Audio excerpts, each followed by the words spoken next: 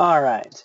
So welcome to advanced training for LP&D for June. If you guys have any questions as we go through, you can obviously ask. You can also just type them in the chat window, either one, but feel free to ask away. Make sure if you're in the conference rooms to speak up a little bit. It can be kind of hard to hear through the conference lines, but either way, ask any questions that you have.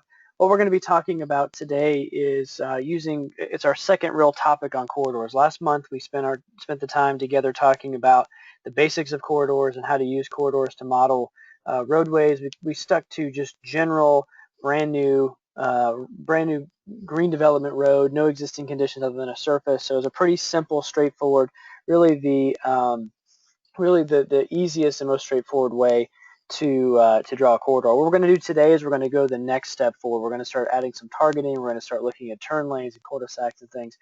So this will be a little more advanced than last month. Before we get started, before we get really into it, a couple of housekeeping items. First off, there's been a couple questions about the course number. So this is really kind of a cross-listed between CE and LA. So I put it under the LP&D heading, but really it's either one.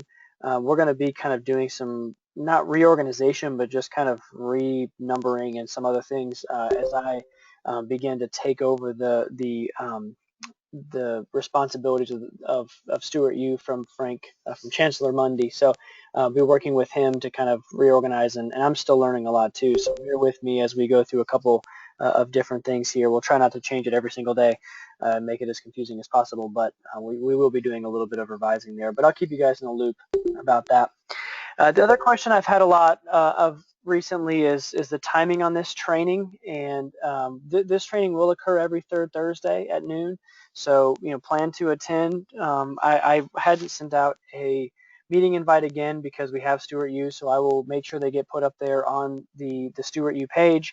And I'm actually looking into being able to, when you register for a course on Stuart Yu, that it'll actually send you a meeting invite that you can then put into your calendar. So looking into a couple things to try to make that a little bit easier. But for now, it's a standing appointment every third Thursday. We'll get together for an hour and a half around noon, and we'll talk about something having to do, right now it's going to be something to do with Civil 3D specifically, right? But so again, that's why it's cross-listed, because we're going to be using CEs and LAs will be using this. So that's what we'll do. Last housekeeping item is the location of the training data. So the training data, and I'm going to send a follow-up link after this class is over to everybody, and what it will include is a link to the link to where all of these files exist.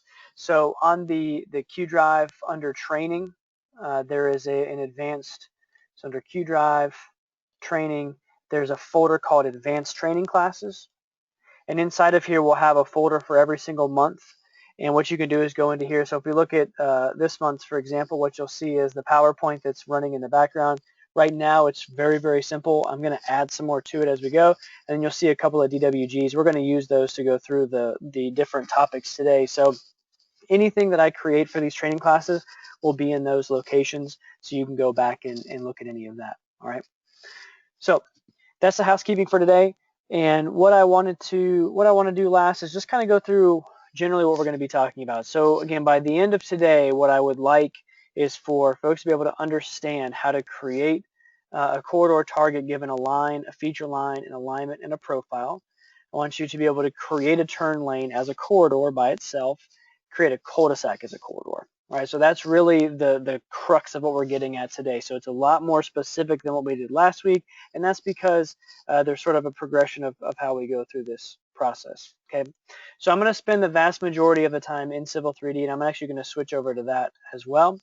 One other thing too, just so you're aware, I am recording this using Screencast, and so because I'm using Screencast, it's actually going to be capturing all of my keystrokes, all of the dialog boxes, everything that I actually use inside of Civil 3D. So I'll share that link with you as well as soon as it's done, so that you can actually go through. I'm going to chop it up kind of by heading, so that we can start having some really good content. Folks can come back and look at this as we go. Okay.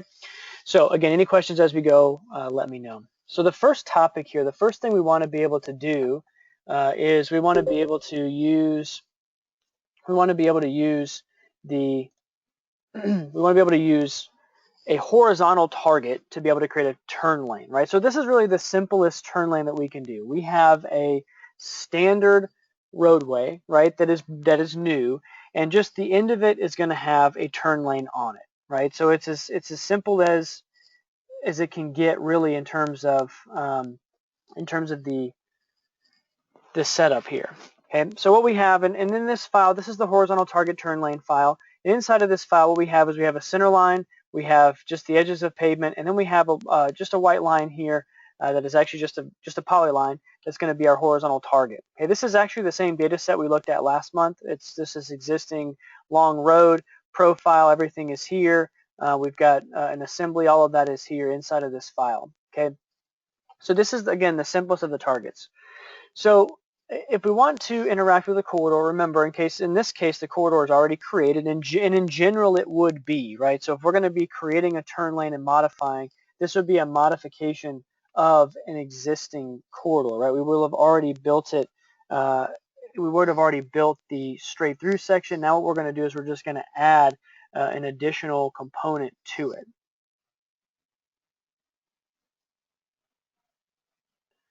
All right. So first things first, let's talk about review rather the anatomy of a corridor. All right, so if I click on this corridor here and I go to my corridor properties, remember we talked last month about having, or the requirement of a corridor is, first thing, that we have to have a baseline. Okay, and a baseline is going to generally be an alignment. In this case, that's the center line of the road, right? And that's where this is defined as, main road here. The next thing we have to have is a profile, right? That's gonna dictate our vertical geometry. So whereas our alignment dictates our horizontal geometry, our profile is going to dictate our vertical geometry. And then we have to have an assembly, and that's what's going to define our cross-sectional widths. Things like how big are curbs, how wide are the lanes, what's the general slope, all of those, kind of all the default values for that corridor, right? We talked about those last month. We also talked about frequencies and targets. We're really going to hone in right here under this heading. This targets heading is where we're going to spend most of our time today, okay? So first things first, we need to have multiple regions. So in this case, what I'm going to do is select the corridor. I'm going to right click and I'm going to choose modify region, and we're going to split the region into two. Okay. The reason we're going to split the region into two is because we're going to have two different design requirements. And in general, that's what a region is going to define. It's going to define where we have one standard set of geometry. So in this case, we're going to have one region that will dictate where all of our standard 12-foot lane, 1.5-foot curb with a landscape shoulder is going to be. And then we're going to have a totally different region that is going to be where our turn lane is, right? We're going to have 24 feet of pavement. On one side, we're going to have the same curb, though, and the same landscape shoulder. Okay, so we're just going to split a region. That's our tool here. Once we split a region, we have to select a region first, and then we're going to say where we want to split it. All right. When we split that region, what's going to happen is we're going to get a couple grips, and we did this last month. Right, this should look fairly familiar. If we want to modify where that split happens, we grab this diamond. If we want to create a hole in the corridor, we can grab either the triangle here, that's going to modify the region to the north, or we can grab this triangle down here, that's going to modify the region to the south. That's actually going to put a hole in the corridor, right?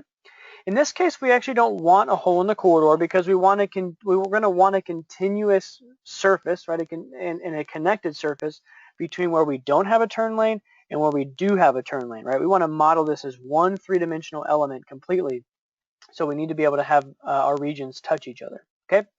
So this, again, this is the simplest one. So now we're going to modify this northern region, and we're just going to use this polyline. Now this polyline does not have to be in your drawing. It certainly can. But what it can also be is via an X reference. In this case, I'm actually going to pull the polyline into this drawing just so it's here. It's really for simplification of my files here. But just understand, generally speaking, your corridor and your planimetrics are not going to live in the same file, right? You're going to have all of your planimetrics are going to be in your site file, like your curbs and your center lines of roads, and all of that's going to be in your site file. And then your corridor itself is going to be in your ENGR file, right? They're generally not in the same place, okay, unless it's a really, really small project. But in general, you know, with the way our standards are set up, these are going to be in two different locations. Like you wouldn't use a corridor to actually draw your curb. You're going to draw your curb on lines, put them on the correct layers and all of that. The corridor is just there to show, okay? And by the way, this corridor is actually a real corridor. I've been working on a few new code sets that will allow us to be able to show this a little bit differently. So what you'll notice is I'm going to be pushing out some new standards here. The Design Standards Committee and I had a couple of revisions we wanted to make here. And if you do have any template revisions, of course, you can always put those in. Help desk tickets are the best way, or you can talk to somebody on the committee and we can put those on. We have a little spreadsheet going. But you'll notice on this corridor, if I right click, I can actually edit the code set style. Okay, so corridors are a little bit goofy, and we talked about this a little bit last month, but just a recap. Corridor styles don't really define much. They're really more just, they're kind of an overall style. What really dictates how a corridor is shown to you on your screen is the code set style, and that's because the corridors aren't as simple as an alignment or a profile. Really, a corridor can consist of 65 different feature lines, so just having a simple style is not good enough. So that's why we have a code set style. And that's what this defines. Okay, so you'll notice in the new standards we have a couple of different ones, and in general the two that you'll use for the plan view of a corridor are going to be show links and minimal display. So you notice minimal display is what I have selected now. You're going to see the edges of shoulders, you're going to see a daylight line, you're going to see your curb lines, anything that's basically what I would consider a major geometric breakpoint in the surface is what the minimal display is going to show. If you go to show links, I can just change that and hit OK. What you're going to notice now is that you're actually going to see those horizontal or really perpendicular lines. That way you can actually tell, okay, where is the corridor cross-section actually being applied, right? I'll leave those on for right now. But in general, they're both a lot lighter than they used to be, so you can work around them. All right, so now what we're going to do, we want to go ahead and add that target. So we're going to go to Modify Region, okay? We're going to right-click on that corridor, go to Modify Region. All right, what we want to do is we want to edit targets. Okay, we're going to edit our targets. That's the top item here. What it's going to ask us, of course, notice the command line here wants us to tell it which region to edit. Now we're going to edit the region that is this upper side. All right, that is the where the turn lane is going to be. Okay, so now we're just editing the targets where they're going to be inside of the turn lane. So notice in the new standards we're giving subassemblies names. Again, that's because we want to be able to see which side we're actually editing and modifying in this case. All right, so for this one we're actually going to be modifying our turn lane. We're just going to be working with this subassembly that's the lane, and all we're going to worry about is the width alignment. Okay, so targets come in two different standards, three different standards. One is a surface. We kind of did that last month where we actually daylighted to a surface. That's a target. That's one type of target. The other one is a width or offset target, and that's going to be a horizontal target. So that is going to redefine the horizontal geometry of something. That can be the width of a lane, that could be where something is actually tying to, that could be the length of the shoulder, whatever, but it's a horizontal width alignment, okay, or width target. Then you have slope or elevation targets. We are not going to override these in the first one. We'll do that the second time, but those are the three general ones. We have a surface, that one moves a lot. We've got a horizontal target, and then we've got a vertical target, okay? So what we're going to do is we're going to modify the target for this region. Oops, I didn't mean to close out of that. Sorry about that. All right. So what we're going to do is we're going to edit the right-hand lane. Okay. The right lane is going to be, remember that subassembly is just going to be the actual pavement width. So that's how we're going to change that. We don't need to worry about the graded shoulder. We don't need to worry about the curb, any of that. All of that's going to go along with the lane. If we make the lane wider, the curb's automatically going to stick to the end of it, and then the shoulder, the landscape shoulder, is also going to sit on the outside of it, right? So in this case, what we're going to do is we're going to go to our width alignment for our right lane. It's the right lane because it's the end of the corridor. Notice the end of this is at 1561, so it's the end, it's the right lane. Okay, and we're going to go to object name. So width targets by default would be an alignment, all right? And we'll do one of those next. But for now, I just want you to see you can also horizontally target a feature line, a survey line, and a polyline, right? So you don't even have to have 3D elevations here because again, all we're modifying is the actual width of the lane, okay? So what I'm going to do is I'm going to select that feature line, survey figures, and polylines, right? And now I have two options. I can either select them from the drawing or I can select them by layer. Okay, there's very good reasons for doing either one. In this case, we're only going to have one target that we're actually going to be working with. We're just going to manually select it from the drawing. So we're going to click select from drawing. It's going to suppress these dialog boxes. And what I'm going to do is I'm going to select that white polyline that is our with target, right? I'm going to select it and right click. Notice now it's going to give that a name. Also notice you can select multiple, so you can have 4 or 5 or 6 targets, right? If you want to have multiple lines, or you have a very kind of weird target, you can have any of those, any number of those put in there. Okay, it's going to give your polyline a name. Of course, you don't really need that, but the software does. This creates a link to that polyline as a target. What that means is if that polyline changes, then your corridor is going to change. Okay, so that polyline actually needs to remain in the drawing. If you delete it, that target's going to be removed as well, right? So once I hit OK, notice now I have an object name of polyline 1 for my width alignment of my right lane, right? That's what you're reading here across this line. Right lane, that's my pavement. Polyline 1, that's how wide it's going to be, and this is the width alignment. So we're going to hit OK. What's going to happen now is the corridor is rebuilt, and now you see we have a totally different configuration for our lane, right? Pretty simple. We've got 12-foot lanes here, and now we have additional lane width where we have the turn lane, right? But how did it grade that? That's really the next question. Well, it's pretty simple. All it did in this case, because all we did was change the width, is we're going to go back over here to our assembly. All it did is it just modified this subassembly here, right? I'm just going to put a rectangle around it here. So it modified that subassembly right there in the middle. The lane subassembly is all it did. So what we told Civil 3D was, hey, I want you to override this lane width, which has a default value of 12 feet, see that offset 12 foot, with the location of this white polyline. And in this case, because we only set a width parameter, it's going to maintain that 2% all the way out, right? So if we go here and we create a corridor surface, remember we select the corridor. We can either go up here to the ribbon, corridor surfaces, or we can right click and we can add a corridor surface. We're just going to make our bucket, add our top links, and we're going to add our boundaries. Again, we went through that process last month and hit OK. We rebuild the corridor. Now what you're going to notice is that that turn lane is just going to be an extension at 2% of the first lane, right? So it's maintaining that 2% slope until it gets to the end, until it gets to the curb, excuse me, and then it's going to tie back across the shoulder as it did. Okay? So any questions about that? Pretty simple stuff. It's just a width target. That's all we did there is we just made additional pavement width. So we modified the lane subassembly to be wider than it was previously. It's going to maintain the 2% slope. Okay? All right. So that's our first design requirement solved.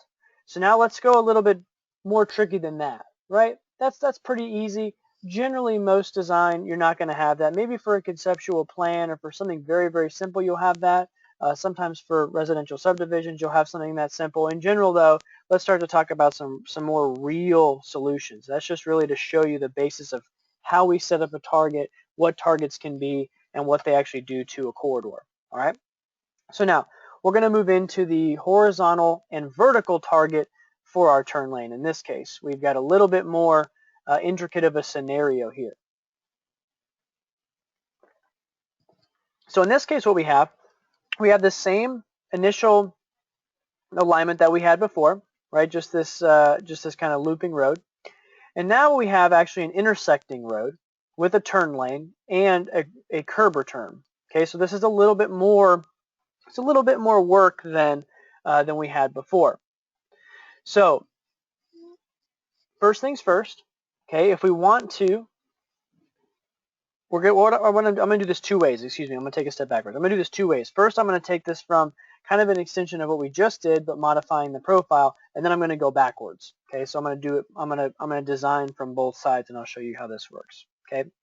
So first what I'm going to do is I'm going to modify this first corridor. So understand in this file what I have now is I have an alignment, okay, and I have a profile for that curb return, right? I'm going to need that. That's going to be important here in just a minute to be able to set that up. But just so you're aware, just so you kind of see what's here, we have a turn lane profile view shown, and we have an alignment drawn, okay?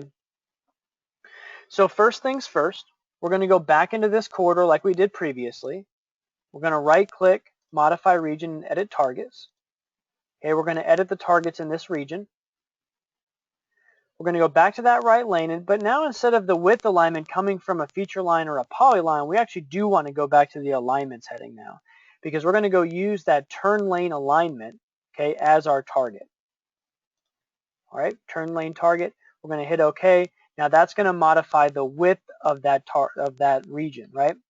Notice, by the way, and I think this is something a lot of folks have had trouble with in the past, understand the reason that this road doesn't suddenly go around the curb return all the way back is because I don't have a region defined in that location, right? This corridor is only defined to the end of this region, right? So even though my alignment is longer than that, Civil 3D is not going to extend my alignment down all the way to the end, right? Or excuse me, my corridor all the way down to the end of that alignment. It's done wherever I say the region ends. In this case, it's right at the curb return for that intersection. And in general, that's the way it would be, right? Intersections a lot of times are going to be designed from the curb return back toward the center of the drive, right? So that's how that would generally be handled. That's not how we're going to handle it today, though. Well, right now, I should say. We're going to work with that, okay? But now what we want to do is, instead of just having a 2% extended grade, we actually want to modify this a little bit, right? We want to have a little bit different slope, okay? And what we want to do is we actually want to target between two surfaces, right? So let's go over here to this turn lane profile. I'm going to just modify. By the way, if you're not using split viewports, especially when you're doing corridor modeling and grading and stuff, this is definitely the way to go. It's really, really simple. If you go to the View tab up here at the top, you can go to Viewport Configuration, and you can modify these to be 2, 3, 4 of them at the same time. I usually like to split mine vertically because, like most of you, I've got a horizontal screen. It just makes doing things a lot easier because you can see really between your screens much, much better. Okay. So let's talk about this profile view for a second. Okay. It's actually pretty simple how we did this, right? It's pretty simple how we did this. So I'm going to go to my create surface profile here and show you what I mean. So for our turn lane, okay, our turn lane profile, that's what we're looking at here. Notice there's actually 3 different profiles that are shown here. Okay. We have our existing topography. That's just our existing ground, of course. But then we have 2 other surfaces. We've got our main road surface and we've got our road 2 surface. All right, this is a definite best practice when you're modeling between 2 corridors or starting to modify alignments. You'll see this again when we start talking about cul-de-sacs and things. You definitely want to model as much of a corridor as you possibly can and go ahead and create the surfaces for them. Reason being, you'll see this in just a minute, I want to be able to reference those surfaces as I'm modifying my design data, right? So I want to be able to, I don't want to have to do a bunch of math, right? I've said this 1,000 times. Computers are really good at math. Computers are not really good at design. I'm really good at design. I'm not really good at math. I mean, I like math, but the computer is much better at it, much faster than any of us are at it, right? So we're going to use the computer to do the math. We're going to use our brains to do the design. So in this case, I want to let the computer create these 2 surfaces because I'm going to use them to tie in without having to figure out, okay, at station this, I'm at this elevation. At station this, I'm at this elevation. I want to just have all that done for me. I want to snap the lines. I don't want to have to do the math. I'm liable to transpose a number or forget a decimal place or some other such problem, right? We've never done that before. Okay. So what you notice now is in the profile view, right, here's our existing ground. And now we have these 2 magenta lines. So inside the new standards, there's actually a profile style, okay, edit profile style here. There's actually a profile style called proposed grade reference. So this proposed grade reference is for exactly this. It's going to show up inside of my CAD file. It's not going to plot. So when I actually go to plot these profiles, I don't have to delete these lines. They're going to show up, but they're all on a no plot layer. That way I can snap to them, I can reference them, I can do whatever I want to with them, but they're not going to actually print, right? I understand not plotting is not a new feature, but that new profile style is. Okay, so that way we can have multiple profiles at the same time. Okay, so in this case, because it's a turn lane, I'm going to tie in at the beginning and the end. So this is what makes this so easy. So I'm going to go to my profile, right? We did this last month as well. We're going to use our profile creation tools. In this case, I'm just going to leave it, the default and the new standard is to default to a name of alignment name, right, in this case, which is turn lane, and then the profile type, which is layout. So this new profile I'm about to create is going to be called turn lane layout. Okay, leave a proposed grade, and I'm going to leave the road label set as is. Now in this case, what I'm going to do is I'm going to do just a straight line between the two. We'll come back and modify just to make it easy. Okay, what I'm going to do is I'm going to do a straight line between the end point of the road surface, okay, and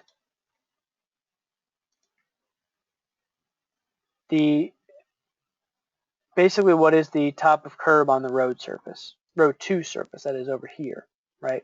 So I'm going to connect the dots basically between the two. Now, obviously, that's really, really simple. We can build anything we want to into this profile. We can have it, slope higher or lower, whatever. So if we want to come in here, we can always add a PVI. Okay, that's the tool there to add a PVI. It just looks like a PVI with a little sun above it.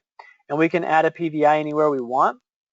And we can modify this grade either manually or we can modify it by using the table, right? So if you want to make sure there's a high point or low point inside of that turn lane or curb return, we can do that, right? So if we want to have some storm drainage or something like that, right? NCDOT would require that we have a certain amount sloping up, and then we'd have to slope everything back onto our site. Things like that can be done very, very simply, right? So in this case, instead of having 1.09%, I can have maybe negative 1%, and that way it's going to be a high point, and then it'll tie back, right? The other nice thing about this setup with these reference grades is that if I go back into either the other profiles, either the road 1 profile up here at the top or road 2 profile, and I modify those, of course, a corridor is a product of an alignment, a profile, and an assembly. So if any of those things modify, then the corridor itself modifies. Well, if the corridor itself modifies, then the surface modifies as well, right? So now I have all three things are modifying essentially simultaneously. Well, when that happens, then my profile view here actually modifies as well. So I can have a very easy visual indication that, hey, my two corridors aren't actually linking up to each other. The grade is not actually going to link up between each side, right? That's an important thing. That's why I like showing the surfaces here on the proposed profile view, because I don't want to forget to go back and do math. I want a visual indication that I've done what I need to do correct. Okay, so now we need to go back into this corridor. Okay, I am going to edit this real quick. I'm going to edit the code set style here and go into show links, rebuild the corridor so we can see it a little bit better here. Okay, so what I'm going to do now is I'm going to go back to, I'm going to slide my viewport here a little bit.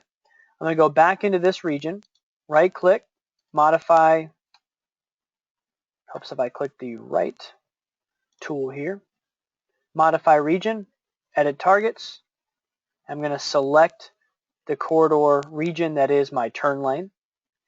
Now I've set my horizontal target. Now what I need to do is I need to set my slope or elevation target. So in this case I'm going to go to that right lane as well, and I'm going to set the outside elevation profile. So in this case I have the ability in 3 dimensions to target a profile, which is what I'm going to do in this case, but I can also target a feature line, a survey figure, or 3D polylines, right? So if I have a 3D polyline, I can do that. That is not a 2-dimensional polyline with an elevation applied, right? So just be careful about that. That is an actual 3D polyline. Those are two totally different data structures.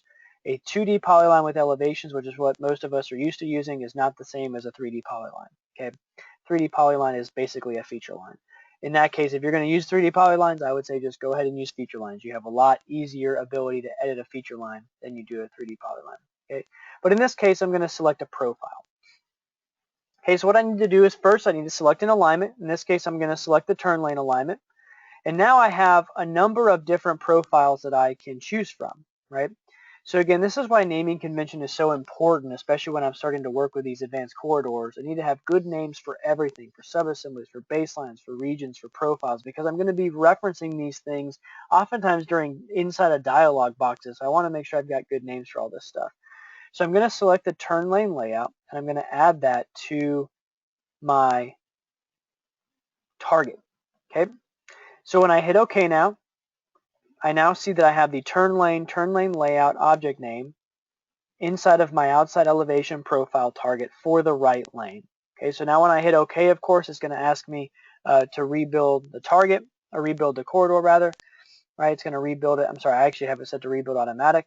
Now if we go into our corridor again, as we did before, we go to our corridor surfaces and we create that. I'm going to create it for the, oh, I see. We just set this to turn on. We'll actually see that what we have here is a totally different grading solution, right? So whereas inside of this portion of the target, we have a nice cross-sectional grade here where we're seeing 2%, 2%, very, very straightforward and easy, right? Once we start getting into the turn lane now, we're starting to warp a bit and change, okay? So again, what I'm doing here is I'm actually designing based upon the criteria that I should be designing upon, as opposed to using contours, polylines, to just make it look like I want to. I actually have to grade this thing to where it is actually working for me. And now you'll notice too, and I know the first thing that a bunch of people did here is they cringed because they saw a little hiccup here in the grade and all that kind of stuff. Right, all of that's fixable. Right, we have a couple of different things we can do really easily, and to try to solve this or try to fix some of these, we can, of course, we can always modify the region, editing frequencies up here. We can have a little bit shorter frequencies, maybe 5 foot, where we don't have any curves here. We don't need to worry about that. Okay.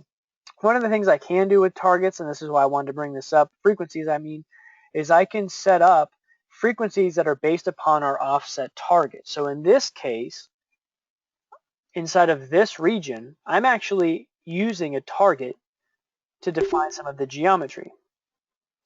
And here, what I have is I have a couple of options. Number one, add offset target geometry points, right? What that means is, do you want me to apply a cross-section anytime there's a point of change, a geometry point, a vertex specifically, on the outer turn lane? And in this case, yes, I do, because I want you to apply the cross-section right at the beginning, again where we're changing, right, and then at the end. Why would I want that? Well, because if I turn that off, I may not get a cross-section, this cross-section right here. This is the one that's important. If I don't have a cross-section there, well, guess what? It's just going to connect the dots between here, and I'm going to have I'm not going to get an actual model where the turn lane actually necks out, right? Again, do I want to have it apply here? Yes. And you can even do it along offset target curves. That's going to be a really good one when we start talking about cul-de-sacs and intersections and things like that. In this case, we don't have any curves on our offset target, so we're not worried about it, okay? But in this case, I am going to tighten this up just a little bit so that we can have a few more of these applied, right? So there we go. So now we've got more applied. All right, so again, now we have, in this case, we've got better in places and not better in places, right?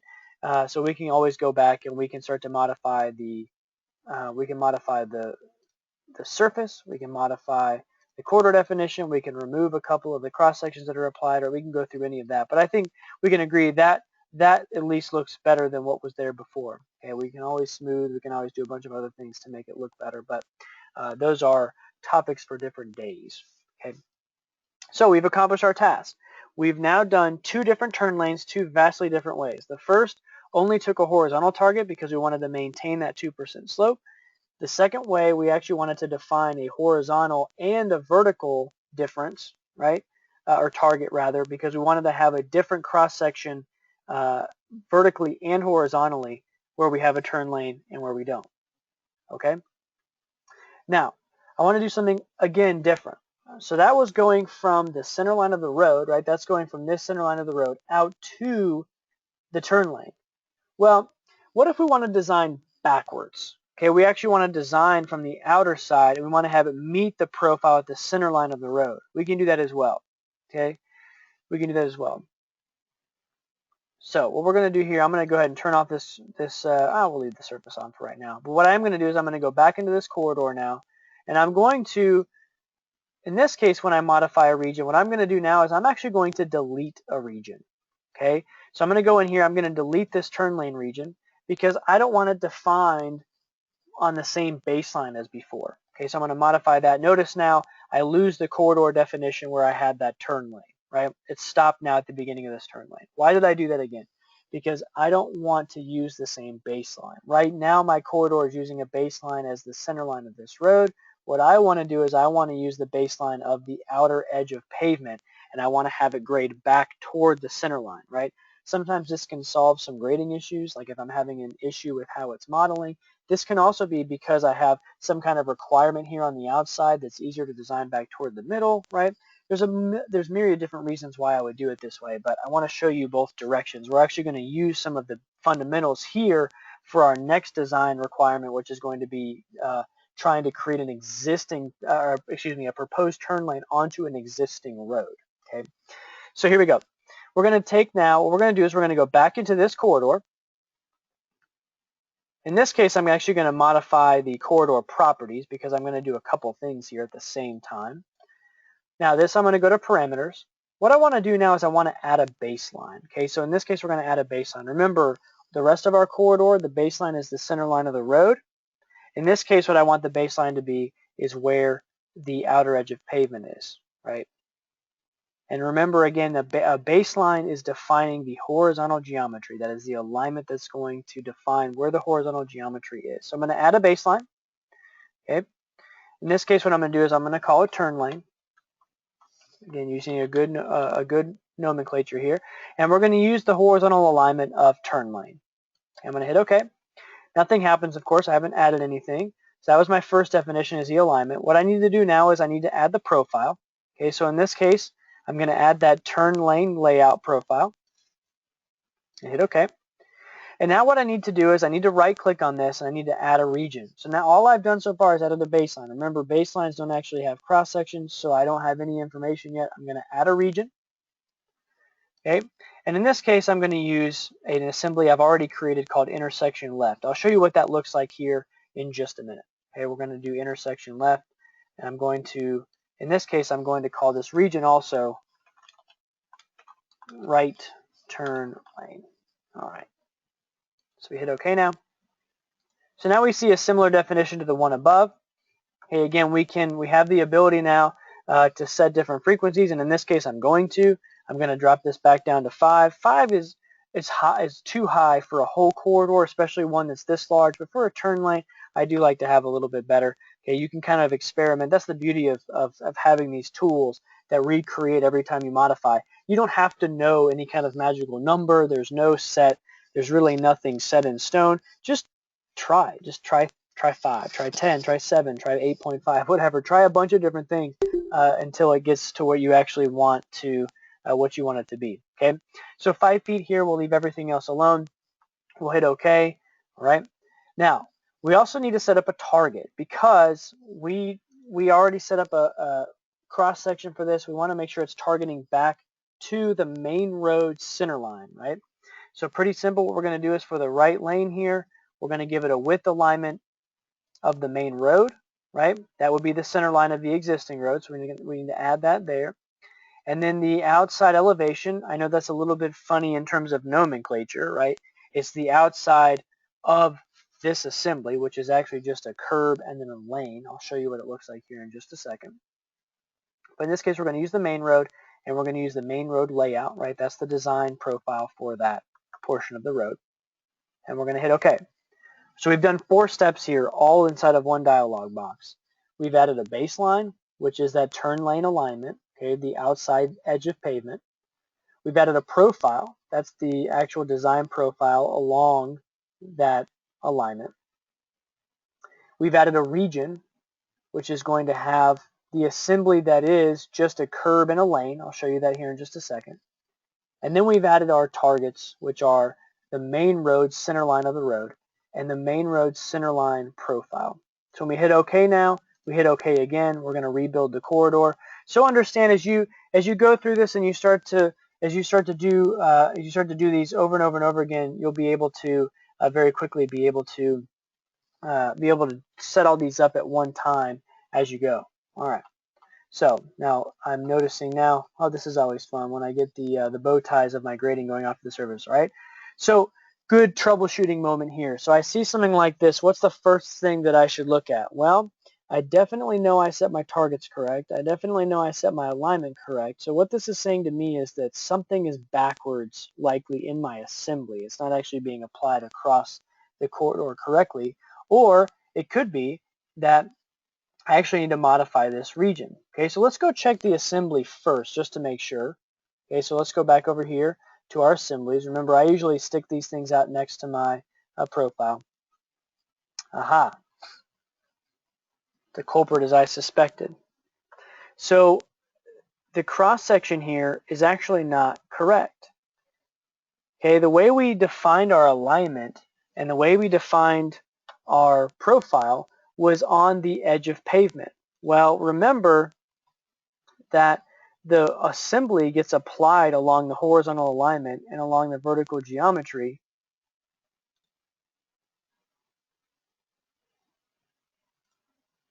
right here.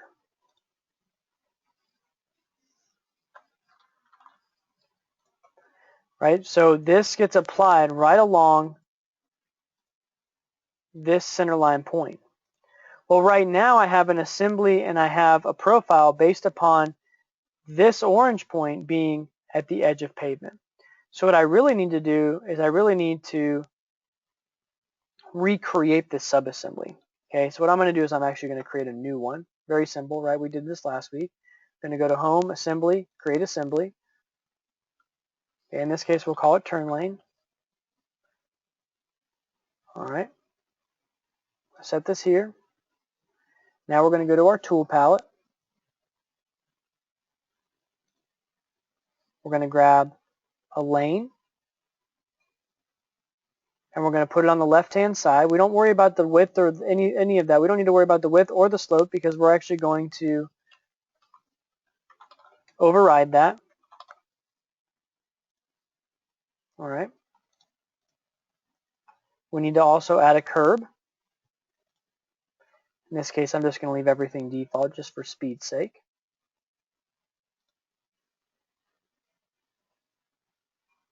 Need to make sure I put it on the right-hand side though, because even though our lane was on the left-hand side, our curb is on the right-hand side, right? Remember, I defined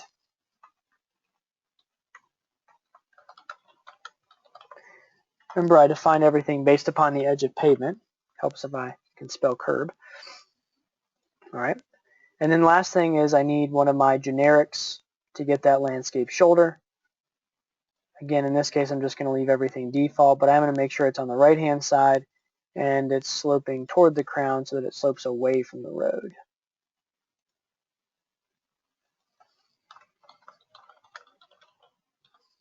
All right. So now I have a subassembly that I feel better will actually work.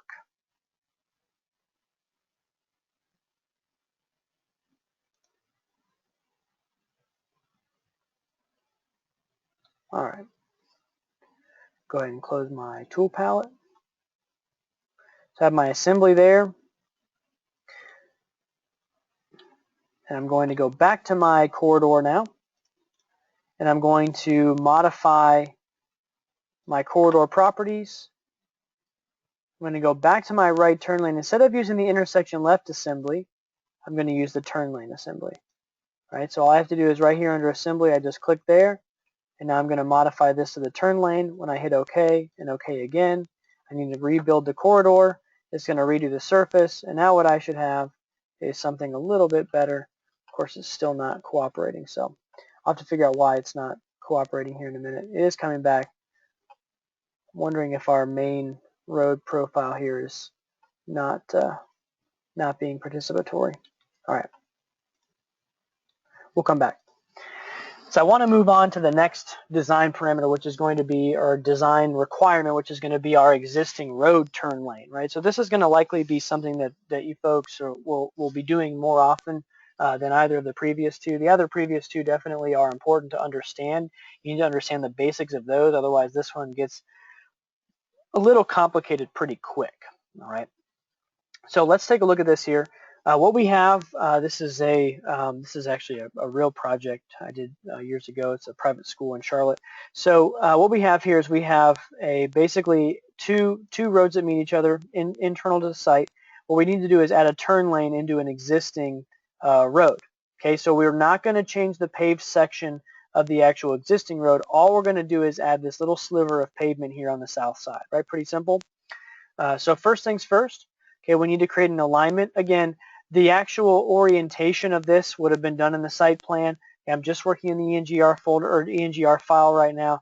I want to go in and I want to create this existing turn lane or proposed turn lane, excuse me, and I want to have it meet the existing. Okay, so here's the general philosophy here. We're going to start with an alignment and a profile of the outside of the curb.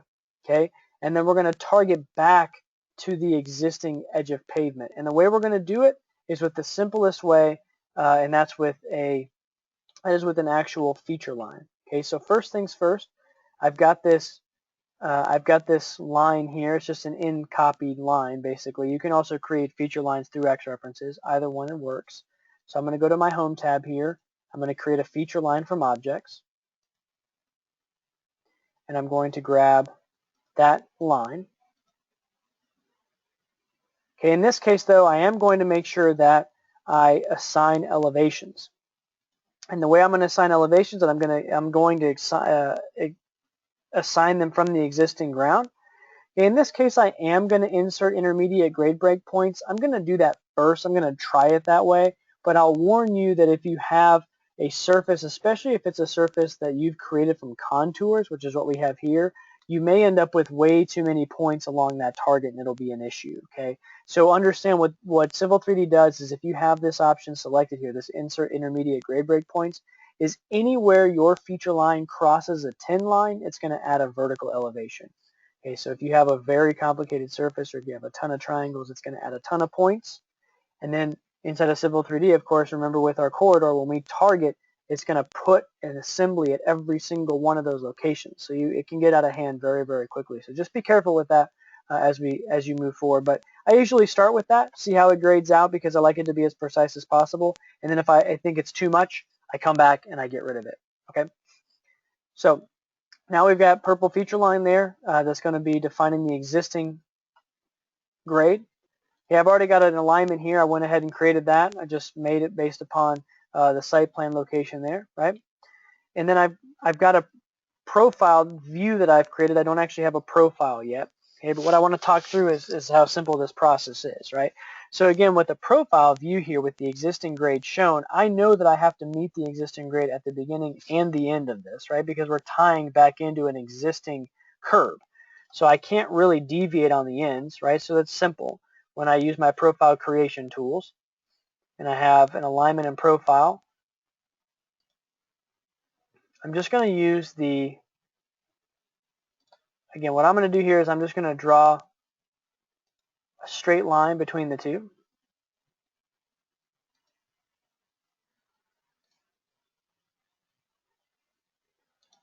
From endpoint to endpoint.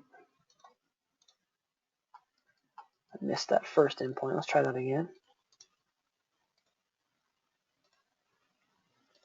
All right, and I'm going to go back in and I'm going to add a point of vertical intersection here because I really want to make sure that I've got a little bit better grade actually going into the intersection itself. So instead of 6%, I'm going to come back out to 2.5%.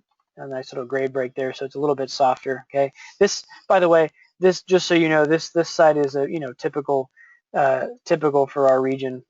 85, 90 feet of fall in places, so 8% that's not too bad. We can handle that. Internal site, not a big deal. So we've got a profile now. Okay, so we're going to do in this case now that alignment, the alignment of the outside of our pavement, and this profile are going to be what we're going to start designing from. It's exactly what we did on the last one.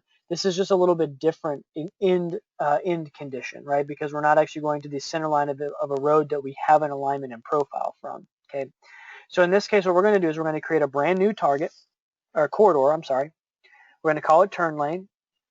In this case, we're going to use that new turn lane alignment. That's the white one here in the south. We're going to use the new profile that we just created, that one called new turn lane layout. and we're going to use this assembly called turn lane. I'll show you what that looks like here in just a second.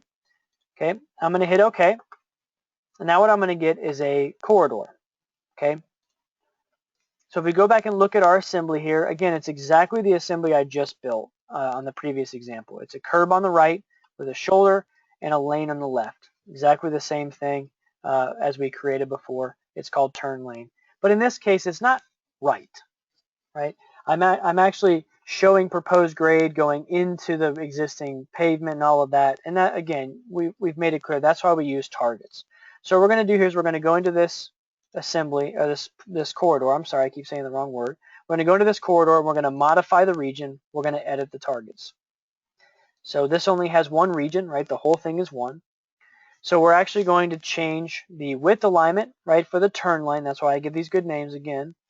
And I'm going to select feature lines, survey figures, and polylines. So just like I selected a polyline previously, in this case I'm actually going to select a feature line. And I'll show you why we used a feature line in this case instead of a polyline. So we're going to select that feature line from the drawing. Okay, horizontally, it doesn't matter. It could have been just a polyline. I'm going to name the feature line there. I'll say OK. So again, all I did there was I just set how wide the lane is going to be. But now what I need to do is I need to actually set up what the edge of pavement is going to be. So that's why we use the feature line. Because now when I select from the drawing, I can select the same line, the same feature line specifically that I used for the width alignment, or width target, excuse me, to actually be the vertical target. So now I've used that same feature line as the width alignment and the outside elevation profile for the turn lane, right? That's the actual lane itself. So when I hit OK, the corridor rebuilds, and now what I have is a very different corridor, right?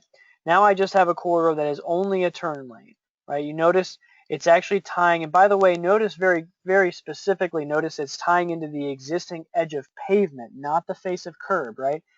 So generally when the contractors go out there, they're going to cut the curb out, and they're going to go existing pavement to existing pavement. You also have the ability, we're not going to do it today because we're already butting up against an hour, and I don't want to spend too much time here. One of the other things you can do, of course, is you can always, I've had to do this on a couple different projects, they'll make you actually come into the existing pavement 5 or 6 feet. Again, wherever you put this feature line, just drape it over the existing grade, and it's going to do exactly the same thing, right? It's going to just move that alignment out a little bit further, and it's going to have that built right away. Okay, so now if we turn on the corridor surface here, I should say create the corridor surface, right click corridor surfaces. We're going to add our top link, and we're going to use our corridor extends as outer boundary. I'm going to rebuild it now. What we're going to see is we're going to have a surface of that corridor drawn. Okay,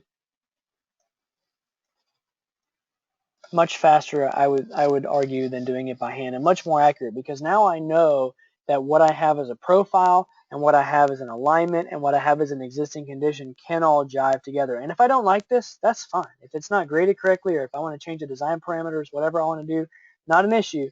All I have to do is go change anything about it, right? So let's say I don't really care for how this corner condition is happening. Well, I can always come over here and I can modify this profile, right? I can either use the just the grips here and modify it. Okay, once I do that, of course, it's going to actually regenerate everything, right?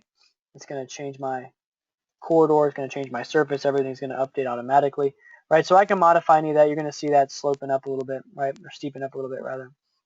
But now I have a surface and a corridor, so that's a much more common design requirement, is that I have an existing proposed turn lane and an existing road. The existing road is what it is. I have to make the proposed alignment and profile work based upon that. Okay, the major tricks there, I think, or the major things I want to worry about there are, number one, making sure that I have a profile view that shows the existing ground so that I can just use the snaps, and two, drape that feature line over the existing edge of pavement so that I can target back to that. Okay, so that's that situation.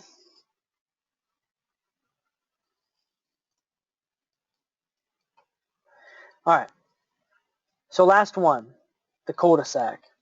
All right, This is actually tremendously similar to what we just did. It's just a vastly different type of geometry. Okay, obviously it's a cul-de-sac as opposed to a turn lane. So there are folks in our company that do a lot of these. There are others of us that don't do any of them. I'm in the latter camp. So what I'm going to do is I'm going to use the line work that is again, it's going to be the edge of pavement. That's generally what I want to be working off of here. Okay. What I'm going to do now, and now again, always any straight, linear, whatever, any standard default piece of your corridor that you can define, do that. Okay, because again, we're going to use part of this here in just a minute to show you what this looks like. All right. So first things first, what I'm going to do is I'm going to use the edge of pavement, and I'm going to create an alignment from it. Okay, so I'm going to create an alignment from objects. In this case, I'm just going to use the corridor. Okay, direction of this doesn't necessarily matter because I just need to make sure I remember which direction it's actually going. So in this case, you see the arrow is kind of pointing from bottom to top. So it's going to start here at this bottom side. It's going to work its way around. The reason that's important, you'll see here in just a minute, is when we create the assembly, we have to make sure now that the pavement is on the right side and the curb is on the left side so that everything jives with what needs to happen here. We can always mirror it if we need to. All right, so we're just going to leave it there. We're going to call this the cul-de-sac. Our type, we'll just leave that. We can make this a curb return. Again, that doesn't necessarily change anything in terms. All that changes is standards, and in the Stewart standard, curb return and center line, those are the same thing. They look the same. I don't ever like to start these at 0 plus 0, 0. I'm just weird that way. So in this case, I'm going to make sure my proposed road, and I am going to go ahead and stick some proposed road labels on here just for good measure. All right. So now I have an alignment. Okay, that is the outside. I'm going to do the same thing now. I'm going to create a surface profile for the cul-de-sac. So now I'm going to actually add both of these surfaces, the existing topography and the main road surface, because again, the main road surface, just like we did last time, is going to help me be able to tie between multiple components at the same time, right? Now, one big hint here, and this happens a lot, existing topo, main road surface, they need to be different styles, and by default, Civil 3D gives them the same style of existing grade. What I need to do here is I need to go into existing grade and change this to proposed grade. Proposed grade reference, because I don't want it to plot. I just want to see where it is because I want to utilize my snaps. Okay, so I'm going to hit OK. Proposed grade. I'm going to draw this in profile view. I'm just going to another great reason for having these split viewports is that you can drop these profile views without having to scroll for days and then scroll back in for days. Okay, so here's my cul-de-sac profile. Notice instantly I have these purple reference lines at the beginning and at the end. This allows me the ability to be able to use snaps now instead of having to, because if not, how do I do this? Right? I'm going to have to go up here to my main road profile. I'm going to have to figure out what station does my profile start at, and I'm going to have to figure out what the station elevation is, and then come down here and type it in. Right? There's three places I could have had an error. Could have had an error snapping, I could have an error writing, or I could have had an error drawing. So instead, I prefer to just draw these in here so that if anything modifies, I have a visual indication that it has, and I can use my snaps. Okay, I'm going to use my profile creation tools. Again, done this a couple times now. Alignment profile, proposed grade, I'm going to leave it all alone. Now what I'm going to do in this case, I am going to use the lines with curves, draw tangents with curves, and you'll see why here in just a second. I'm going to go from the endpoint here. I'm just going to drop a point somewhere in the middle. You'll see why here in just a minute. And I'll hit the endpoint of this one. All right, now I have a profile. The reason I like to go ahead and drop a point in the middle, I'm not even worried about where it is to start, but I know in a cul-de-sac you're generally either going to have a low point or a high point, right? You're either going to have some kind of drainage going to it, or it's going to be the top of the hill and it's going to be coming back. Either way, you can set that up once you get here. In this case, we're just going to actually put a low point in there. We'll put some storm drainage there, and we can work with it, okay? So there we go. We've got an alignment, and we've got a profile. Now we need an assembly, okay? We're going to come up here, and generally we can actually use, I actually already have an assembly in here. I'm going to copy this one. Actually, I'm going to move this one rather. Move this one down here. But again, what I have is I have lane on the right curb on the left with a shoulder, right? That's what I want, because if you look at my assembly, it goes around this outside. I'm sorry, my alignment, it goes around this side. So I want my lane to the right. I want my curb to the left. All right. So now I'm going to create I'm actually going to add to this corridor here. I'm going to go to corridor properties, just like we did last time, or 2 times ago rather. I'm going to add a baseline. Okay. In this case, I'm going to call it my cul-de-sac baseline. Use that horizontal alignment for it. I'm going to use the profile I just created, the cul-de-sac layout. I'm going to right click and I'm going to add a region.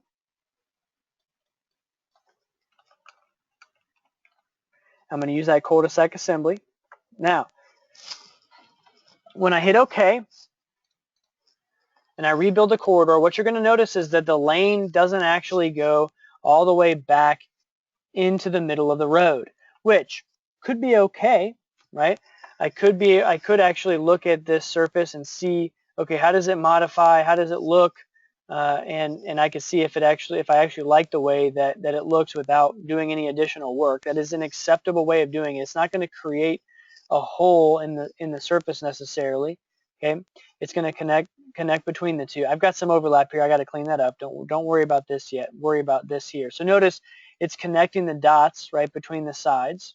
So if I'm okay with that, that's as far as I have to go. Okay. If I want to go further though, I want to actually start editing targets. The other thing I want to do here is I want to fix this overlapping alignment issue here, or overlapping region. It's actually a pretty simple thing to do, because I can go here, grab these grips, and I can actually tie them back to the end of this road here, and do the same thing on this side, tie them back, so that there's no overlap between the two. I like the overlap to initially set them up. Once we've got that figured out, we really don't need them to overlap anymore. We really want it to be one continuous surface. Okay. But now if I don't like the way this is modeled, okay, or I want to have it more accurate, because technically there is a hole in my model right now, what I can do is I can go back to modify the region and edit the targets for this region. And in this case, what I want is for my left lane width alignment to go back to my main road center line in plan and in profile. So again, we've done this a couple times here. We've set these up. So I'm kind of clicking through this a little bit quicker this time, just to show you we can quickly set up that main road as our width alignment, and again our outside elevation, which in this case is actually our center line elevation. Okay. What you're going to notice now is my corridor is going to target back into the middle, and now I get a little bit different representation of how this works, right? So I'm actually getting some grade. I still have I think I have an alignment issue here where I think my alignment is actually, yeah, see, my alignment's actually overlapping the edge of pavement, which is why I'm getting some goofiness here. All right. But that is how I can build a cul-de-sac, right? Really the big takeaways there are, number one, build an alignment in your profile. Number two, make sure you show the profile, or the surface rather, of the main road inside of your cul-de-sac profile on the left side and the right side, so you can tie back between them. All right. So again, we've worked through today how to do horizontal target, right? Simple turn lane, just a simple 2%, 3%, whatever. Default, just making the road wider, turn lane. Okay, second step, making it a little bit more difficult, was working left to right and then right to left on this turn lane, where we have a little bit more complicated scenario here in terms of how we want to grade it. We don't want a standard grade between the two. Then we've got our existing road turn lane, which is just going to be tying from our proposed alignment and profile back to an existing feature line. That's it. That one takes the most basics of knowledge, but it's actually the easiest of the three to do, I think, because it's such a simple targeting path. And here we did our cul-de-sac.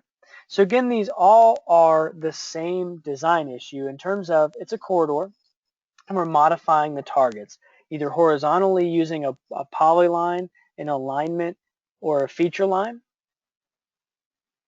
or we're modifying where the elevations are going to be defined using a profile, a feature line, a 3D polyline. Okay. So I hope that helps. I hope that gives you some other things to try. I've been impressed. I've seen a lot of folks since last month have been trying some corridors out and breaking things and asking me lots of questions. Please ask away. I will say, if you have questions about Civil 3D, how to use it, those sorts of things, email me direct. If you're having technical support issues, if something's not working, let's use the help desk system. That's the easiest way for me to make sure I'm not forgetting something. It doesn't slip through the cracks of my email. I get quite a bit as you do. That way we just make sure, let's just keep using that setup as we go through. But if there's no questions, we'll go ahead and end up for today. I will have been recording, and will continue